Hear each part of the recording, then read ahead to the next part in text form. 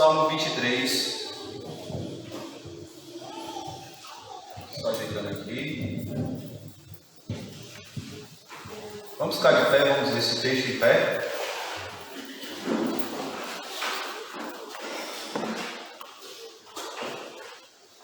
Tem como título, né? O Senhor é meu pastor, Salmo de Davi. Versículo 1 diz assim: O Senhor é meu pastor, nada me faltará. Ele me faz repousar em pastos verdejantes. Leva-me para junto das águas de descanso, refrigera minha alma. Guia-me pelas veredas da justiça, por amor do seu nome. Ainda que eu ande pelo vale da sombra da morte, não temerei mal nenhum, porque tu estás comigo. O teu bordão e o teu cajado me consolam. Prepara-me uma mesa na presença dos meus adversários. Unge a minha cabeça com óleo e meu cálice transborda. Bondade e misericórdia certamente me seguirão todos os dias da minha vida, e habitarei na casa do Senhor para todo sempre. Vamos orar. Ó Pai, queremos pedir a Ti compreensão nesse momento da Tua palavra. Que o Senhor, Deus, venha gerar em nós, ó Deus, entendimento dela, e assim gerar também, ó Deus, mudança de vida, arrependimento sincero. Que possamos compreender, ó Deus, essa palavra nessa noite, que possamos sair daqui, ó Deus, edificados e mais dispostos a Te servir. Que Teu Espírito Santo, ó Deus, venha agir livremente no nosso meio, especialmente, ó Deus, nos convencendo dessa palavra que será pregada. Use o Teu servo aqui presente, ó Deus, para transmitir a Tua palavra clara a esses ouvintes aqui, para a glória do Teu santo nome. Em nome de Jesus, amém. Pode sentar. Nós estamos diante de um salmo mais famoso entre todos os salmos. Esse salmo, até descrente, sabe decorar. É um salmo bastante conhecido de várias pessoas. Os aniversários, os velórios, usa em vários ambientes esse salmo. Tem gente que pendura na parede o Salmo 23. Mas poucas pessoas compreendem o significado desse salmo. O salmo, propriamente dito, é um salmo de Davi. Davi, ele compôs por volta aí de 73 salmos. Salmos são hinos, cânticos que eram cantados no templo ou a caminho do templo. Dentre eles temos o Salmo de Davi, o salmo famoso, o Salmo 23. Portanto, vamos compreender aqui, fazendo algumas perguntas ao texto, para que compreendamos melhor esse salmo. Vamos ter aqui 3 perguntas para que possamos entender a importância desse salmo na nossa vida. Então, tem como título a pregação dessa noite, já propriamente dito, o salmo dizendo: O Senhor é o meu pastor. Então, a primeira pergunta que podemos fazer aqui ao salmo é: quem é o bom pastor? Parece uma pergunta óbvia, mas quem é esse no qual ele está falando? O versículo 1 diz assim: O Senhor é o meu pastor. Então diz quem é esse pastor dele. Davi, ele sabia o que era ser pastor, pois anteriormente, antes de ser rei, ele era pastor de ovelhas, ele cuidava do rebanho de Jessé, seu pai. Em várias ocasiões, ele livrou o rebanho dele de animais comerem ele, como o urso e como o leão. Davi protegia. E Davi entendia o que significava isso. E ele fala que o Senhor é o meu pastor. É interessante que, quando pergunta, quem é esse pastor, quem é o bom pastor, às vezes nós não compreendemos o que está diante do texto. O que está diante do texto é a palavra Senhor, às vezes traduzido do hebraico como Adonai, mas aqui no hebraico está Iavé. Iavé é o meu Senhor. É interessante quando ele fala exatamente usando o tetragrama, conduzindo o nome de Deus. Porque quem é esse Deus? Quem é esse Deus que Davi chama de o seu pastor? De aquele que cuida dele como uma ovelha é cuidada por um pastor. Vamos ver aqui alguns textos. Jeremias, capítulo 32, versículo 17 a 19, diz assim: Ah, Senhor Deus, eis que fizestes o céu e a terra, e com grande poder, com braço estendido, as coisas alguma te é dezimadamente maravilhosa. Tu usas de misericórdia para com milhares, e retribuis a iniquidade dos pais e dos filhos. Tu és o grande e poderoso Deus, cujo nome é Senhor dos Exércitos, grande em conselho, magnífico em obras, porque os teus olhos estão abertos e sobre todos os caminhos dos filhos dos homens, para dar a cada um segundo o proceder, segundo o fruto da sua obra. Jeremias fala quem é esse Yahvé. Ah, Senhor Deus, o Senhor é o Criador de todas as coisas, é grande em poder e nada é apercebido aos olhos de Deus. Ele contempla todas as coisas. Deus, Ele não é somente o Criador de todas as coisas, mas também é o mantenedor. É através dele que tudo existe. Tudo existe de acordo com a vontade de Deus. Deus não é um Deus fraco, mas é um Deus todo-poderoso. Olha o que Isaías também fala.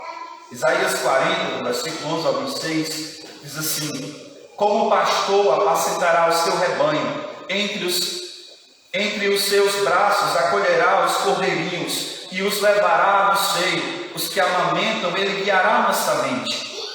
Quem na concha das mãos mediu as águas e tomou a medida dos céus a palmos. Quem recolheu a terça parte da elfa, o pó da terra, e pesou os montes em Romana, e os outeiros em balança de precisão. Quem guiou o Espírito do Senhor, ou quem foi o seu conselheiro e quem ensinou?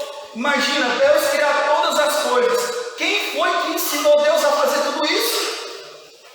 Quem foi que ensinou a Deus a ser justo? Quem guiou o Espírito do Senhor, ou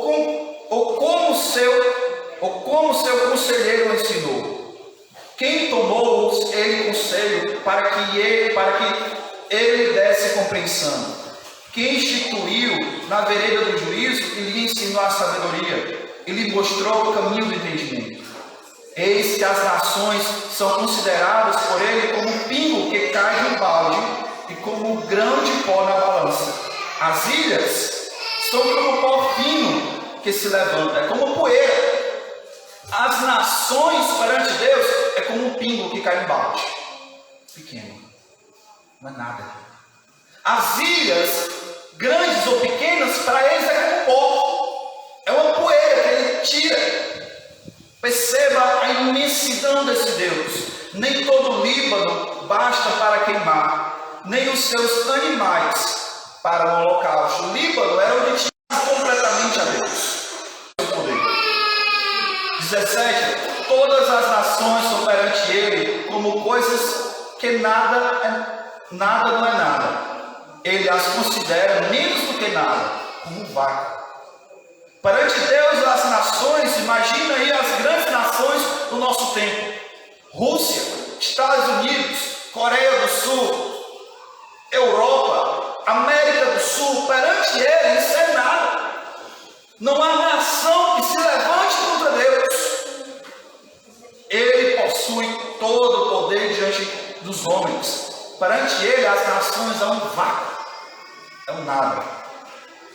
Como quem comparareis a Deus? Ou com que coisa semelhante confrontareis com ele? O artífice funde a imagem, e o ourives cobre de ouro, e as cadeias de prata fogem para ela. O sacerdote idolatra e escolhe madeira que não se corrompe, e busca um artífice perito para assentar uma imagem esculpida que não oscile. Acaso não sabeis porventura, não ouvis? Não vos tem sido anunciado desde o princípio, ou não atendeis para os fundamentos da terra? Ele é quem está assentado sobre a redondeza da terra, cujos moradores são como gafanhotos. E é Ele quem estende os céus como uma cortina e desenrola como uma tenda sobre ele, tenda para neles habitar. Ele é quem reduz a nada os príncipes e torna em nulidade os juízes da terra. Mal foram.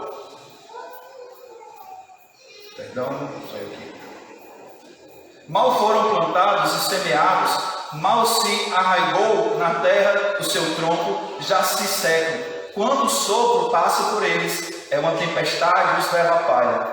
A quem, pois, me comparareis, para que eu lhe seja igual, diz o Santo? Levantai, ó alto, os olhos e veja quem criou essas coisas, aquele que faz sair o seu exército de estrelas, todas bem contadas, as quais ele chama pelo nome. Por ser ele grande em força e forte em poder, nenhuma só vem a faltar. Deus, ele estende o universo, criou todas as estrelas, conhece cada estrela e chama pelo próprio nome. A quem nós vamos comparar a Deus? As pessoas, como Isaías fala, as pessoas querem fazer o seu Deus, esculpindo esse Deus. O artífice faz a matéria ali, antigamente era feita de madeira, colocava um ouro ali por cima e dizia: esse aqui é o meu Deus. Deus não pode ser feito por obras humanas. Ele é maior do que tudo. Quem é esse Deus? Romanos capítulo 11, Paulo vai falar sobre quem é esse pastor. Ele vai dizer o seguinte, Romanos 11, 33 a 36. Ó profundidade da riqueza, tanto da sabedoria como do conhecimento de Deus. Quão insondáveis são os seus juízos e quão inescrutáveis são os seus caminhos. Quem conheceu a mente do Senhor, ou quem foi o seu conselheiro? Ou quem primeiro deu a ele para que ele venha a ser restituído?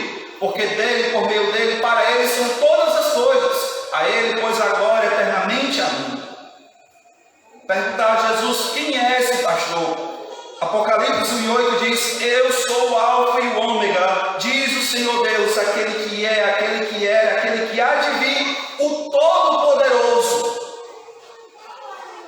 Esse pastor que Davi está falando é o Senhor dos exércitos, o Todo-Poderoso.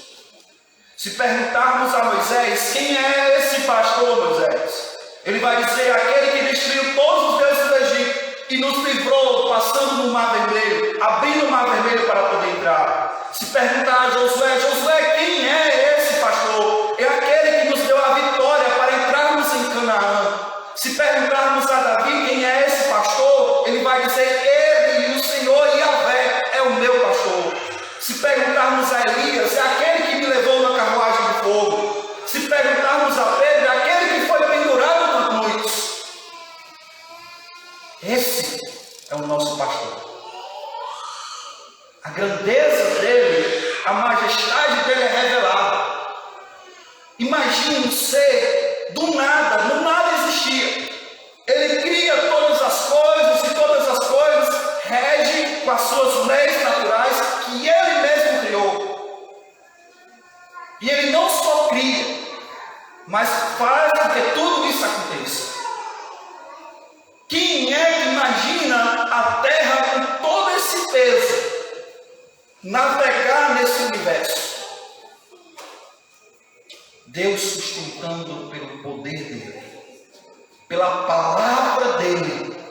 Ele tem tanta autoridade que lá em Tessalonicenses fala que o anticristo será destruído apenas pelo falar da boca dele. E o anticristo será destruído. Ele tem essa autoridade. Às vezes as pessoas acham que Satanás é o Deus do mal. Satanás tem poder. Sim, tem o poder. Mas Deus tem todo o poder. Lembra que Cristo disse, toda a autoridade me foi dada nos céus e na terra. É Ele quem possui todo o poder. E o salmista Davi ainda continua dizendo, o Senhor Yahvé é o meu pastor. É interessante que dentro das grandes coisas que Deus é reveladas no seu Davi disse: Ele é meu. Ele é meu pastor. Davi revela aqui o tipo de proximidade com Deus. Ele entende como Isaías diz, Isaías 57:15, e diz: porque assim diz o alto e sublime que habita na eternidade, o qual tem por nome de santo, separado de tudo. Habito no alto e sublime, habito no santo lugar, mas habito também no contrito e abatido de espírito, para vivificar o espírito dos abatidos e vivificar o coração dos contritos. Deus não é apenas imenso em grandeza, e Ele é imenso em grandeza, mas apesar de toda a grandeza, Ele é o meu Deus. Ele está comigo. Ele é o meu Deus. Ele é o meu pastor. Isso mostra que Deus não é um Deus de longe, não é um Deus transcendente, que nós não podemos nem tocar, nem conhecer. Ele é um Deus de perto. Ele é um Deus tão de perto que Ele se fez homem e habitou entre nós. Apesar de toda a grandeza dele, de sendo o grande eu sou, Ele é um Deus presente. Muitos ainda não têm Ele como pastor dele, como Yahvé sendo meu pastor. Mas para Davi, Yahvé é o pastor dele. Quem é o seu pastor? Quem é aquele que você pode dizer: esse é o meu Deus? É a Ele que a minha vida é entregue por completo.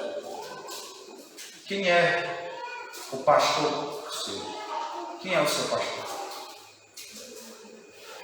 Outra pergunta do texto que podemos fazer é: o que é que o Senhor Yahvé fez para ser considerado como pastor? O que é que o Senhor fez? Olha o versículo 2 até o versículo 5. Vai mostrar aí algumas características que o Senhor fez por nós. E diante desse salmo, o salmo parece que aponta não somente Deus, o Senhor, como bom pastor, como pastor, mas também como um anfitrião, um rei que recebe os seus servos. Primeiro aí nós podemos observar no versículo 2, até o versículo 2 ao versículo 4, nós podemos observar aí o Senhor como pastor. E o que é que o Senhor faz como pastor? Primeiro, Ele provê o sustento das suas ovelhas. Olha aí, versículo 2: Ele me faz repousar em pastos verdejantes. Eu quero que os irmãos e os ouvintes entendam a situação de Israel, o contexto de Davi, para que vocês entendam o que é que significava isso. Passa aí. Mais uma vez. Esse é basicamente o solo de Israel. Pouco verde, bastante seco. Lá em Israel chove menos do que no Ceará. Se você acha o Ceará seco, porque você nunca foi nem conheceu a geografia de Israel. É sequíssimo. Mas o bom pastor é aquele que, apesar de toda a sequidão, ele leva as ovelhas para os pastos verdejantes. Irmãos, o nosso pastor tem nos sustentado até em momentos de escassez, momentos difíceis. Ele tem provido o seu sustento. Jamais faltou alguma coisa, jamais faltará. É promessa dele buscar, pois, em primeiro lugar o reino de Deus, e as demais coisas nos serão acrescentadas. É interessante que os outros não possuem esses recursos, mas Deus diz: eu sustento as minhas ovelhas. E sustentar aqui é não deixar faltar o pão. Deus jamais deixará faltar comida na mesa para o crente, para aquele que faz parte do seu redil. Deus é o sustentador, Ele lhe faz repousar em pastos verdejantes. Mesmo diante da crise, do desemprego, Deus provê o sustento. Onde tudo é cego, tudo é negro, escuro, sem esperança, Ele provê o sustento. Sustenta em pastos verdejantes. Ele supre as nossas necessidades. O que é que esse pastor faz também? Ele nos tranquiliza, ele me tranquiliza. Olha ainda, versículo 2 fala assim: leva-me para junto das águas de descanso. Esse pastor, diante das crises, diante da sequidão, como era em Israel, um terreno seco, onde basicamente não havia aonde tirar água, mas ele procurava onde saía a água e levava essas águas, as águas de descanso. Sabe, nas nossas vidas, e que olhamos as dificuldades, às vezes ficamos com medo. É normal isso, é ser humano. Tem medo diante da situação. Mas esse pastor é tão provedor, que apesar das dificuldades, ele nos dá paz. Ele envia o Espírito Santo dele para o crente, e apesar de toda a sequidão, da situação difícil, ele promove tranquilidade, ele promove paz. Ele enche o coração do crente de paz. Pode ser difícil a situação, complicada. Às vezes, sem razão, sem um porquê chegar até você. Mas Deus também traz toda tranquilidade, toda paz dentro do seu coração. O Senhor nos leva às águas de descanso. Lembra os discípulos que estavam na grande tempestade? Perceberam quem estava do lado dele que acalmou a tempestade. Calma. Ele tem autoridade e poder para fazer isso dentro de nós. Acalmar o seu coração diante das dificuldades. Ele tem poder para fazer isso. O que é que esse pastor tem poder de fazer mais? Olha aí, ele pode nos reanimar. Ele me reanima. Versículo 3 diz assim: refrigera a minha alma. A ideia de refrigerar aqui é que a ovelha estava num calor intenso. E ela foi agora conduzida para um local mais frio. Estava cansada de tanto andar. Agora estava na sombra, pegando de novo um vento bom, tranquilo, conduzida por Deus. A ideia de refrigerar a alma aqui é de reanimar outra vez. Sabe, quando você está cansado daquele trabalho, toma aquele banho, você refrigera o seu corpo. O Senhor é assim. Diante das dificuldades da vida, Ele revigora outra vez. O abatido que caiu, Ele levanta outra vez. Ele nos reanima. Ele dá de novo ânimo a cada um de nós. O que é que esse pastor faz também? Esse pastor nos guia em santidade. Versículo 3 ainda diz: guia-me pelas veredas da justiça. Imagina aí um pastor que conduz as ovelhas. E esse pastor que conduz as ovelhas, ele vai levar para o caminho correto. E esse caminho é estreito, são veredas. As ovelhas não devem caminhar de um lado para o outro, mas seguir esse caminho. E quem nos guia a esse caminho diferente é o Senhor. Quem nos faz obedecer os mandamentos, quem nos ajuda, quem nos santifica, quem nos faz servir a Deus é o próprio Deus. É Ele quem faz isso por nós. Ele quem nos guia pelo caminho da justiça. Foi Ele quem nos livrou de andarmos na perdição, andarmos no pecado, nesse mundo vil, nesse mundo que as aparências são belas. Mas Ele quem nos tirou de lá, que nos fez andarmos por caminho de santidade.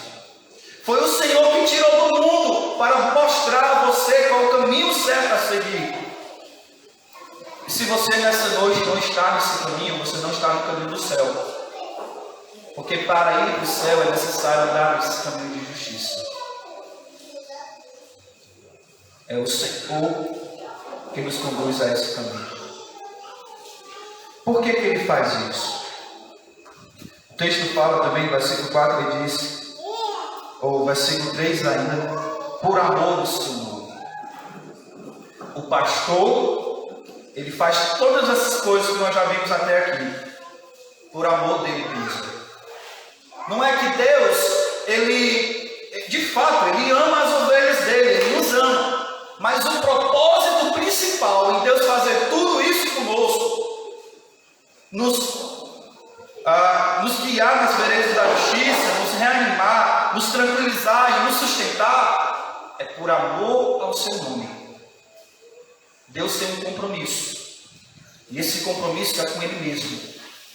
Ele tem um compromisso de ser fiel a Ele mesmo, de ser fiel ao nome dEle. Nós fazemos parte disso, sim, mas porque Ele quis, porque Ele está interessado na glória dEle. O que é que esse pastor também faz? Esse pastor, ele está comigo sempre, seja nos momentos bons ou ruins, difíceis, Ele está comigo. Versículo 4 diz assim: ainda que eu ande pelo vale da sombra da morte, não temerei mal algum, porque tu estás comigo. Imagina aí uma ovelha. Uma ovelha é um animal muito, por falta de inteligência. Não vou dizer que é burro, né? Burro é outro animal. Mas a ovelha não tem tanto raciocínio em si. Não consegue, é um animal tolo. E precisa ser guiado pelo pastor. A ovelha, ela vai andando e vai sendo guiada e chegando até os vales mais profundos, subindo as montanhas. O pastor vai conduzindo as ovelhas por caminhos difíceis. De um lado tem montanha, do outro lado tem um vale. Mas a ovelha, mesmo não tendo um raciocínio, ela confia no pastor. Ela é guiada pelo pastor. E a certeza de chegar até o outro lado é isso, porque tu estás comigo, mostrando que o Senhor está conosco em todos os momentos, seja nas montanhas, seja nos vales, seja no momento de alegria ou de tristeza. O Senhor está conosco. Hebreus capítulo 13, versículo 5 diz: nunca te deixarei, jamais te abandonarei. Às vezes, em momentos difíceis, muitos nos abandonam, mas o Senhor jamais te abandonará. Você jamais andará sozinho. Seja em momentos alegres, ou seja em momentos difíceis, seja com amigos, seja na solidão da noite, no choro que você teve, o Senhor estava contigo. Seja na saúde, seja no vale da sombra da morte, seja no dia da morte, o Senhor estava contigo. O Senhor jamais nos abandonará. Tenha certeza disso. Ele sempre estará contigo. O Senhor está ao nosso lado para nos amparar. E essa é a certeza. Podemos andar por vale da sombra da morte, mas nós temos a certeza que o Senhor está conosco. E sabendo que o Senhor está conosco, não temerei mal algum. Diz que não temas é uma das palavras mais repetidas na Bíblia. Diz que não temas é repetido pelo menos, ou não temas, ou derivado de não temas, pelo menos 360 vezes na Bíblia, um para cada dia. Deus alertando o povo dele: não temas, não tenha medo, eu estou contigo. Seja nesse vale, seja na abundância, eu estou contigo. O Yahvé, o Deus que ordena e tudo obedece, está conosco. Isso mostra que Ele é um Deus pessoal. Ele não só está conosco, mas Ele se compadece de nós. Ele sabe das suas aflições, Ele sente a sua aflição. Ele está contigo. O que é que esse pastor faz também por nós? Ainda o versículo 4 diz: o teu bordão e o teu cajado me consolam. O pastor, ele guia as ovelhas, ele carrega um pedaço de pau. Esse pedaço de pau tem uma parte, eu esqueci de colocar aqui, mas é uma parte curvada e vai seguindo. Então o bordão é aquela curva. Esse bordão serve para puxar as ovelhas. As ovelhas estão caindo ali no vale da sombra da morte e o pastor puxa. Vem para cá, não é para você cair não. Ou então o lobo vem para pegar a ovelha, o pastor de prontidão pega a vara e puxa. Que é o bordão dele puxando. Puxando a ovelha para junto dele. Mas também esse mesmo bordão tem outro lado, que serve como vara. Tem ovelhas que estão rebeldes. Ele pega essa vara para cá. Aí não é o caminho para você. Passa para cá. Mas não somente isso. Não só com as ovelhas, mas com os lobos, com os animais que vêm atacar as ovelhas. Ele pega o cajado e sai daqui. Mostrando o cuidado de Deus. O cuidado de Deus em fazer com que nós não andamos por caminhos desviados. O Senhor, como Hebreus fala, Ele vai corrigir os filhos a que Ele ama. E quando Deus está corrigindo o seu filho, é o cuidado dele. Porque Deus não quer que você ande por caminhos tortuosos, que caia em precipícios, em vales de sombra de morte. Deus quer livrar a sua alma desses males que o mundo oferece. O cajado dele serve para cuidar de você. O bordão dele serve para chamar você, sai daí, vem para cá, vem para perto de mim, você está longe, volte. O bordão dele mostra o quanto ele te ama, o quanto ele quer você perto dele. Deus mostra isso quando nos disciplina, quando nos chama a atenção. Por isso que o salmista Davi diz que isso consola ele. Porque ele vê que ele é amado por Deus. Porque quem não é ovelha, ele não corrige. Aquele que se acha ovelha, mas vive em pecado, quando não há uma correção de Deus, esse não é ovelha. A ovelha ele traz, porque ele quer perto. Mesmo que a ovelha seja rebelde, mas ele educa. Vem para cá. Cada vez mais que o Senhor chamou você à presença dele, a continuar nos seus caminhos, é uma demonstração de quanto Deus te ama. Quantas vezes Deus te tirou do mundo vil, pecaminoso, é a demonstração do quanto Ele te ama. Quantas vezes Ele te chamou ao arrependimento, à mudança, é a demonstração do quanto Ele te ama. Deus cuida de nós. Aí agora, muda-se de figura.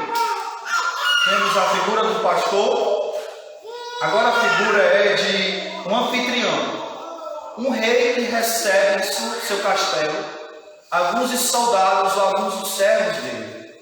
A figura parece que muda aqui, sai do pastor e entra então agora alguém que recebe uma honra diante dos outros.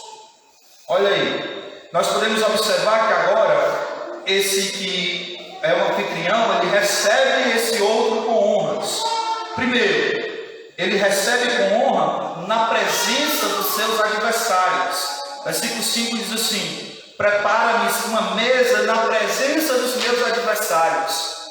A ideia é que aquele soldado foi para a guerra e trouxe cativo aqueles adversários dele.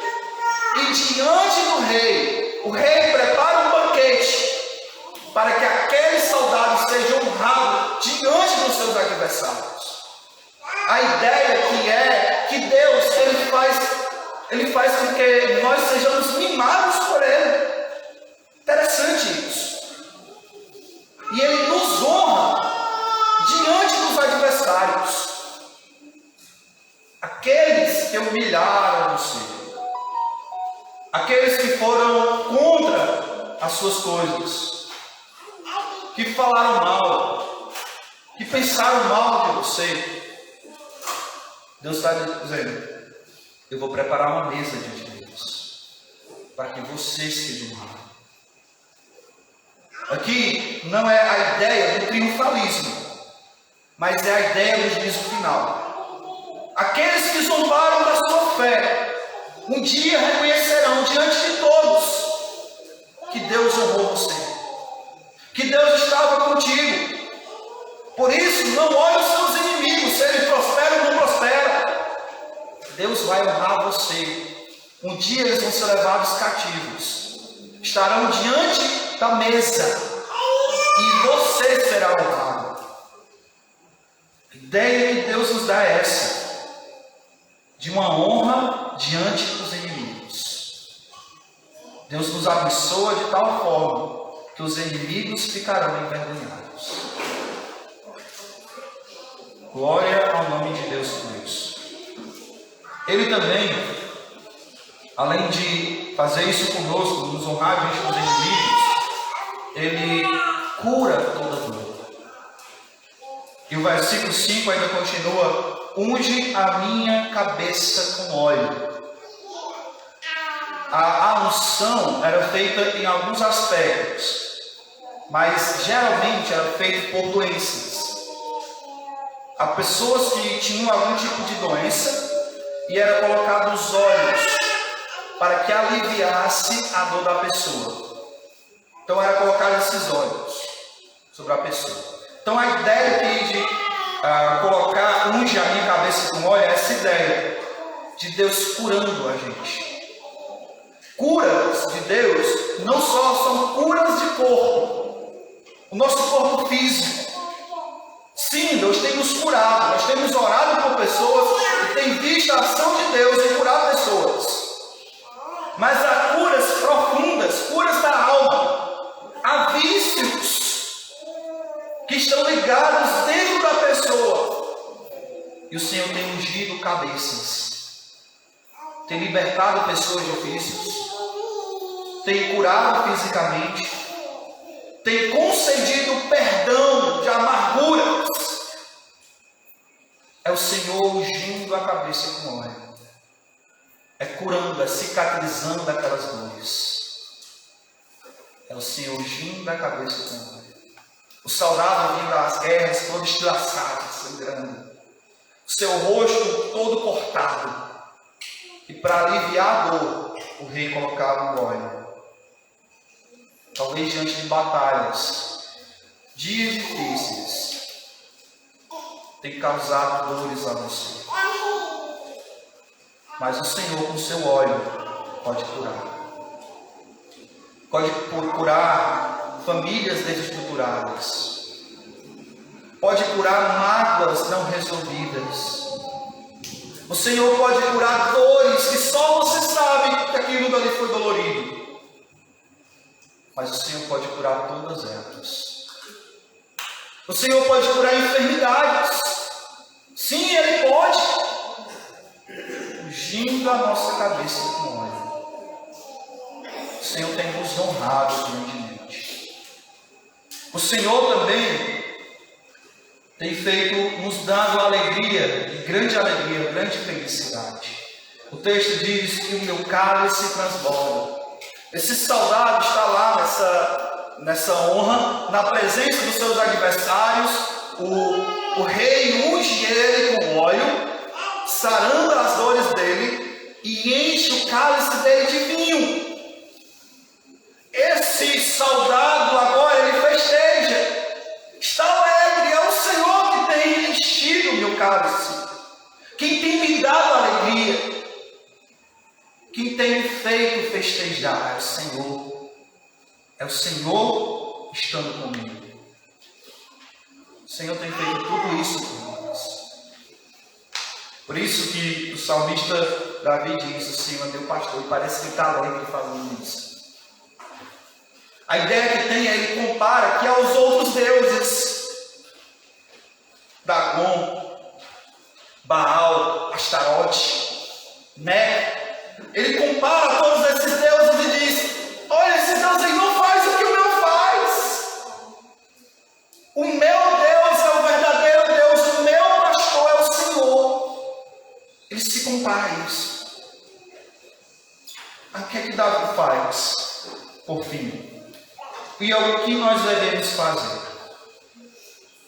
Davi, ele mostra duas coisas que a gente precisa fazer. Primeiro é confiar em Deus.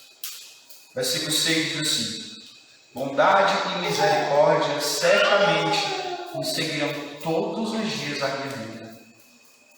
Aqui, Davi, ele demonstra a convicção de que duas irmãs gêmeas que demonstram a vontade de Deus estão com ele todos os dias. Uma é chamada de bondade, de graça. É Deus nos dando algo que nós não merecemos. O outro é misericórdia. É Deus nos tirando algo que nós merecemos. Misericórdia é como um pai que estivesse pronto a disciplinar sua filha ou seu filho por algo que ele fez. Mas em vez de disciplinar, o pai perdoa e premia essa criança.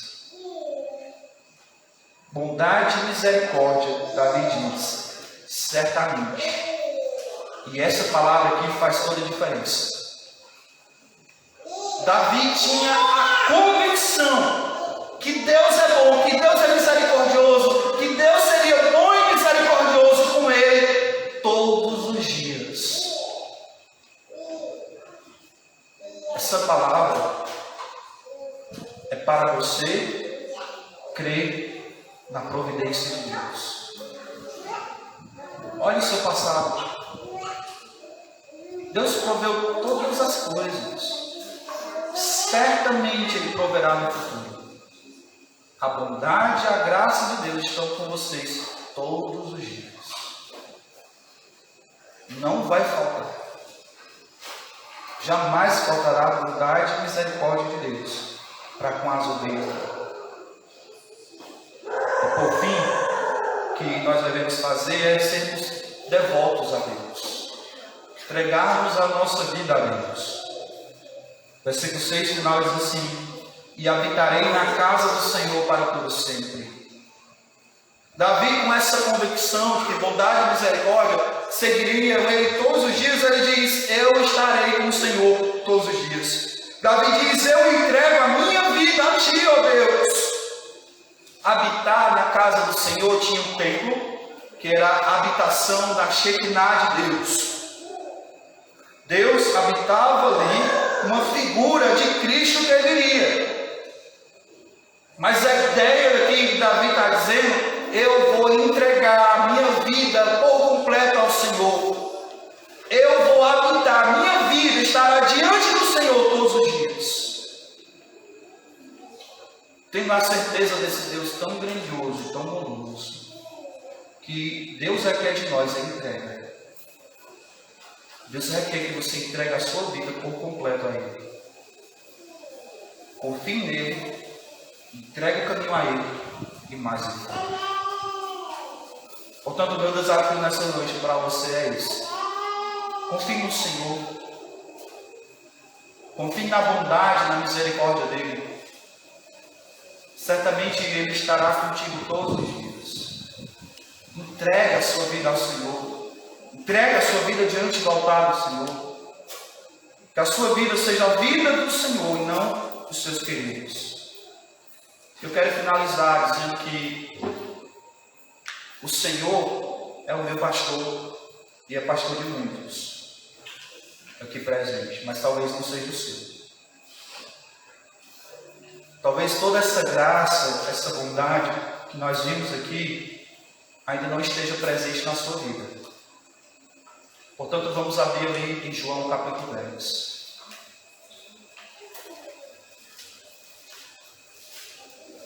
Como é que você pode fazer parte desse rebanho?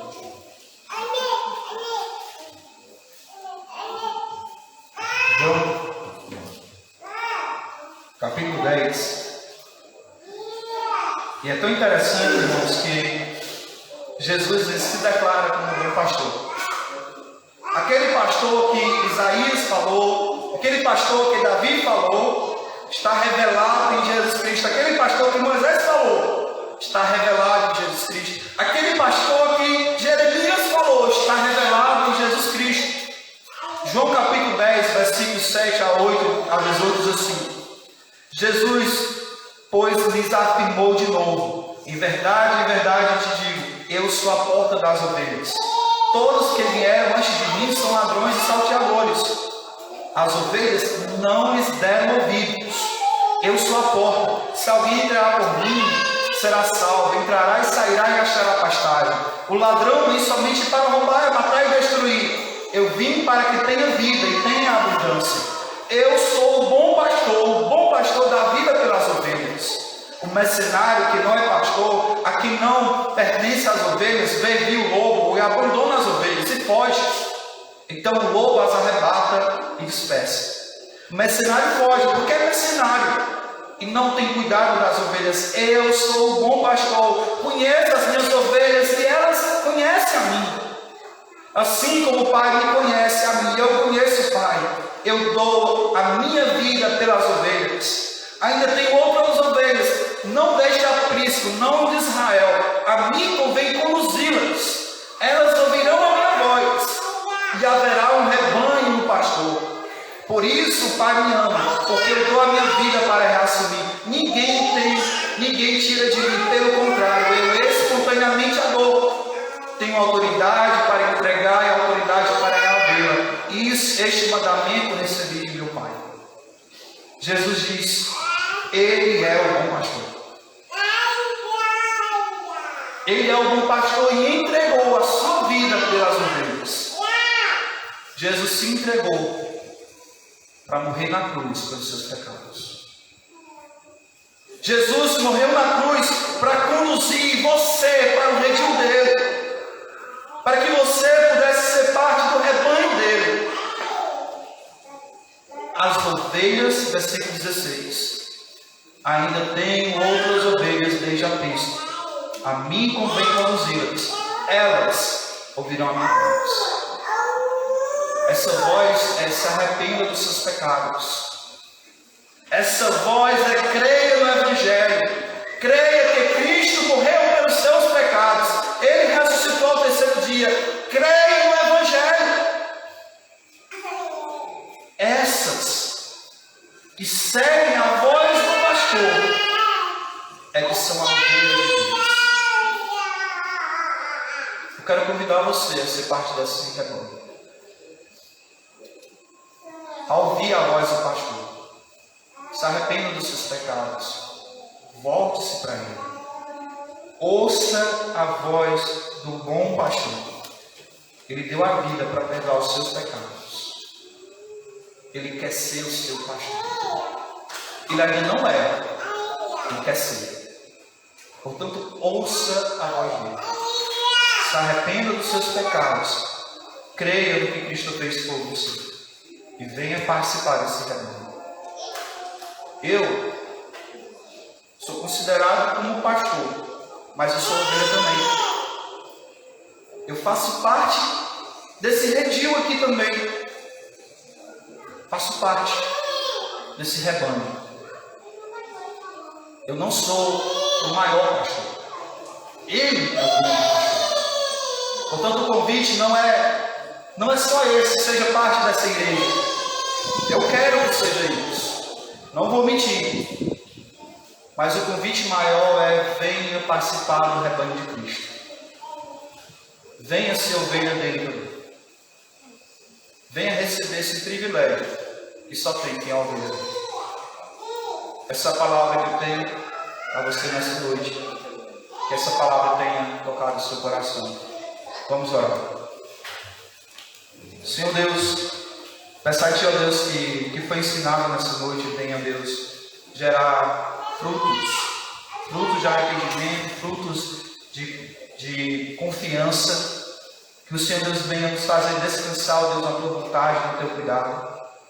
E aqueles que não têm a Ti, ó Deus, como pastor, que o Senhor chame eles, ó Deus, ao arrependimento, para vir fazer parte desse grande rebanho que habitará nos céus.